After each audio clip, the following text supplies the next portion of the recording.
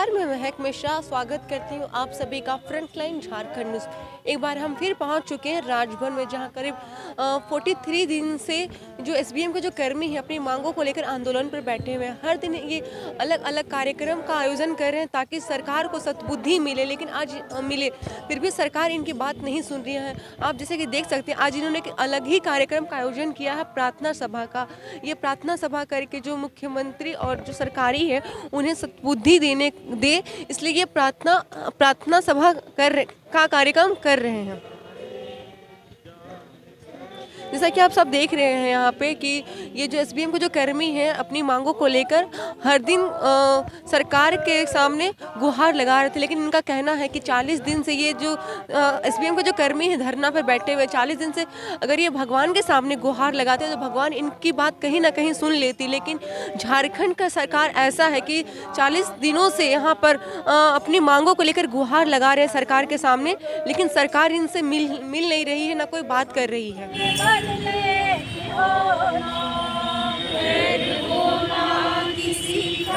किसी से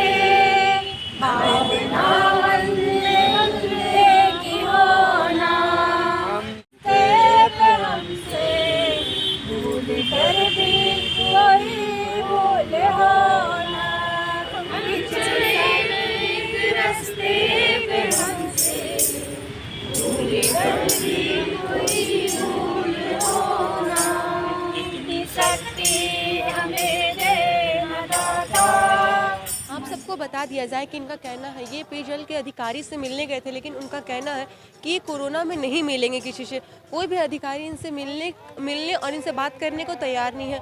और इनका कहना है कि अगर 42 दिन से ये ऐसे ही धरने पर बैठे रहते, अगर भगवान से ये मिलने की गुहार लगाते तो भगवान कहीं ना कहीं इन्हें आकर दर्शन देते। लेकिन झारखंड की हाल ऐसा है कि कोई भी झारखंड का कोई भी अधिकारी और सरकार इनसे मिलने को तैयार नहीं है।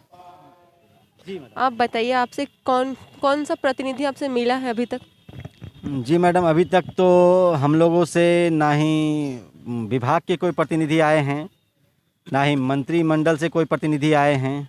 यहाँ तक कि हम लोग अपने स्तर से अपने शिष्टमंडल के द्वारा 2 बार वार्ता करने का प्रयास किए हैं हमारे सचिव महोदय से।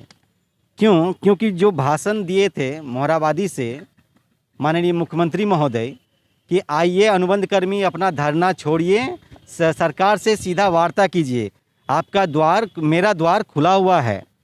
ऐसे धरना से कोई काम नहीं बनता है, वार्ता से बनता है। इसी बात को सुनकर हम लोग भी बहुत उत्सुक हुए, हम लोग भी बहुत खुश हुए। चलिए, मंत्री महोदय माननीय मुख्यमंत्री महोदय को सद्भावना आई है, सद्बुद्धि आई है, चलिए हम लोग भी 1 कदम 4 कदम हम लोग आगे ही बढ़कर उनसे बात करते हैं। इस विषय में वार्ता करने के लिए जब हम लोग हमारे मुख्य सचिव महोदय से गए, मुख्य सचिव महोदय ने हम लोगों को बोले कि आप लोग पहले अपने सचिव महोदय से मिलिए। जब हम लोग अपने सचिव महोदय से मिलने का लिखित प्रयत्न किए, जो 29 तारीख को हम लोग 29 तारीख नहीं, इसके 4 दिन पहले हम लोग गए थे, नहीं 5 दिन पहले हम लोग गए थे, हाँ 5 तारीख को, तो उनको लिखित दे के आए थे कि हम लोग बहुत उत्सुक हैं, क्योंकि माननीय मुख्यमंत्री महोदय बोले हैं सरकार अनुबंध कर्मी धरना तोड़े और सरकार से वार्ता करे। तो हम लोग भी बहुत खुश हैं, बहुत उत्सुक हैं, आपसे वार्ता करना चाहते हैं, इस पर अपना दिशा निर्देश दीजिए। हम लोग 40 दिन से धरने में बैठे हैं। तो इसमें उन्होंने कोई बात नहीं किए, ना ही उसके ऊपर हम लोग उनका कोई एक्शन आया। फिर से आज पुनः हमारे शिष्टमंडल हमारे विभाग के सचिव प्रशांत सर से मिलने गए। उनके बाद भी किसी से चिरकुट जब लेके दिया गया तो उन्होंने साफ इनकार कर दिया कि हम इसमें महामारी में मिल नहीं सकते हैं या मिलेंगे नहीं। तो बोलिए मैडम, हम लोग इस महामारी में बैठे हुए हैं, आप मिल नहीं सकते हैं, आप लिखित तौर पर तो हम लोग का लिखित का उत्तर तो दे सकते हैं महोदय। लिखित नहीं दे सकते, आप कॉन्फ्रेंस तो कर सकते हैं, वीडियो कॉन्फ्रेंस तो कर सकते हैं, आप किसी के द्वारा तो आप कर सकते हैं। अरे ऐसा चीज़ तो नहीं मांग रहे हैं जो आप नहीं कर सकते हैं। क्या आप भगवान से भी अपने आप को ऊपर समझ रहे हैं महोदय? हाँ, क्या हम आपको कोई मरे हुए इंसान को जिंदा करने के लिए आपको बोल रहे हैं महोदय? क्या बोल रहे हैं महोदय? 40-42 दिन से हम लोग बैठे हुए हैं महोदय। आपको क्या जरा सा भी क्या संवेदना नहीं है दिल में? यही यदि आपके बेटे और बेटी लोग यहाँ बैठे रहते, आपके परिवार के कोई सदस्य बैठे रहते तो क्या इस तरह से आप इस तरह 40-42 दिन बैठने देते हैं? हाँ? क्या आपका अपना खून है और हम लोग का पानी है?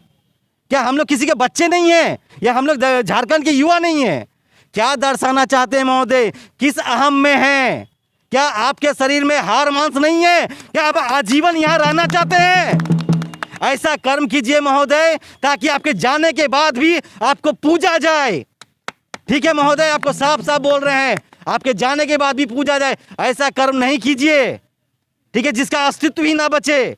आज यदि हम लोग महात्मा गांधी को पूछते हैं, सुभाष चंद्र गांधी को, सुभाष चंद्र बोस को पूछते हैं, यानी जितने भी भगत सिंह जैसे नेताओं को पूछते हैं, उनके बलिदान को पूछते हैं, क्यों?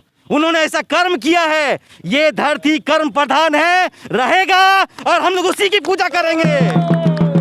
इसलिए महोदय आपसे पुनः हाथ जोड़ के विनम्र निवेदन है, इस महामारी में हम लोग बैठे हुए हैं, प्लीज आइए, हम लोग से वार्ता कीजिए और हम लोग को जो एक सूत्री मांग है समायोजन का, उसको पूरा कीजिए। हम लोग भी आप ही के बच्चे हैं, यहाँ नेता बनने नहीं आए महोदय, यहाँ नेता बनने को नहीं आए। हम लोग यहाँ अपने बाल बच्चों के लिए बैठे हुए हैं ताकि हम लोग की रोजी रोटी चले। धन्यवाद। जैसा कि आप सब देख सकते हैं, आज इन्होंने प्रार्थना सभा का कार्यक्रम आयोजन किया है ताकि सरकार को सद्बुद्धि मिले। तो हम इनसे जानने की कोशिश करते हैं कि प्रार्थना का जो कार्यक्रम सभा की है, क्या कहना चाहेंगे इस बारे में? 42 दिनों से आप धरने पर बैठे हुए हैं और हर दिन कुछ न कुछ कार्यक्रम का आयोजन कर रहे हैं और आज आप प्रार्थना सभा का आयोजन किए, क्या कहना चाहेंगे इसमें? हम लोग का आज 42वां दिन है और आपको पता ही होगा कि देखिए ठंड का मौसम है, काफ़ी ठंड है और हम लोग अपने प्रोग्राम को विराम नहीं दे रहे हैं। ये प्रार्थना सभा है सरकार की सद्बुद्धि के लिए, सरकार भगवान उनको सद्बुद्धि दे ताकि उन लोगों के कोई कर्मी आए। हम लोग आज भी कोशिश किए थे सचिव महोदय से मिलने का, लेकिन उनके द्वारा मना कर दिया गया, नहीं मिलने के लिए दिया गया। और आज शाम में भी कुछ लोगों से मिलने का है, देखते हैं प्रोजेक्ट भवन में मिलने का बारी है, आज वहाँ पे मिलने देते हैं कि नहीं देते हैं, लेकिन हम लोगों की ऊर्जा बनी रहेगी और हम लोग इससे भी अच्छे और कार्यक्रम पेश करेंगे। क्या है कि झुकने वाले नहीं हैं, जो होगा देखेंगे, लेकिन यहाँ तब तक रहेंगे जब तक तोड़ेंगे नहीं, तब तक छोड़ेंगे नहीं। जैसे कि इनका कहना है कि जब तक ये तोड़ेंगे नहीं तब तक छोड़ेंगे नहीं, और ऐसा ही कार्यक्रम सरकार को सद्बुद्धि देने के लिए ऐसे हमेशा ये हर कार्यक्रम का आयोजन करेंगे। आगे क्या होता है ये जानने के लिए बने रहे फ्रंटलाइन झारखंड न्यूज़ के साथ।